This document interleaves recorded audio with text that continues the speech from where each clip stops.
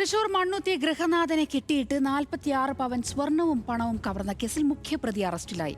കവർച്ചയുടെ സൂത്രധാരനും മുഖ്യപ്രതിയുമായ രാജസ്ഥാൻ സ്വദേശി സൂരജ് പവാറാണ് അറസ്റ്റിലായത്. കവർച്ച നടത്തിയതിൽ 25 പവൻ സ്വർണ്ണാഭരണങ്ങളും പ്രതിയിൽ നിന്ന് അന്വേഷണ സംഘം കണ്ടെത്തി.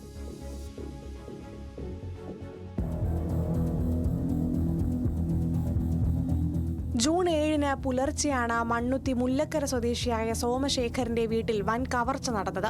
വീട്ടിൽ അതിക്രമിച്ച് കയറി സോമശേഖരനെ കെട്ടിയിട്ട് 46 പവനും 50,000 രൂപയും തട്ടിയെടുത്താണ് പ്രതികൾ രക്ഷപ്പെട്ടത്.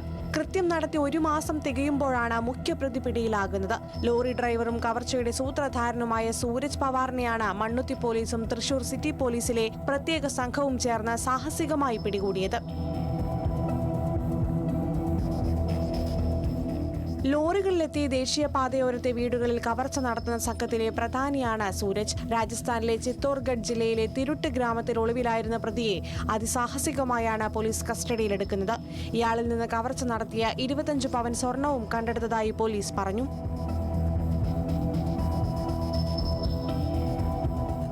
ഇവരുടെ ഫാമിലിയും എല്ലാ ബാക്ക്ഗ്രൗണ്ട് ചെക്ക് ചെയ്തപ്പോൾ ഇവർക്ക് പ്രത്യേകിച്ച് ജോലിയില്ല. ബട്ട് അവരുടെ നാട്ടിൽ ഒരു 50 ലക്ഷം പൈസ ഉള്ള ഒരു വലിയ വീടും എല്ലാം അവർ വെച്ചിട്ടുണ്ട്. ഇങ്ങനെ തന്നെ കളവ് ചെയ്തിട്ട് ബാക്കി എവിടെയെങ്കിലും കളവ് ചെയ്തിട്ട് ഇങ്ങനെ തന്നെ ജീവിക്കുന്ന ഇതൊരു ടീമാണ്.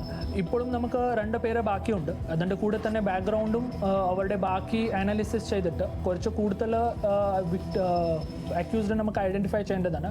അക്യൂസ്ഡ് ഐഡന്റിഫൈ ചെയ്തിട്ട് നമ്മൾ പിടിക്കാനുള്ള നടപടി ചെയ്യും.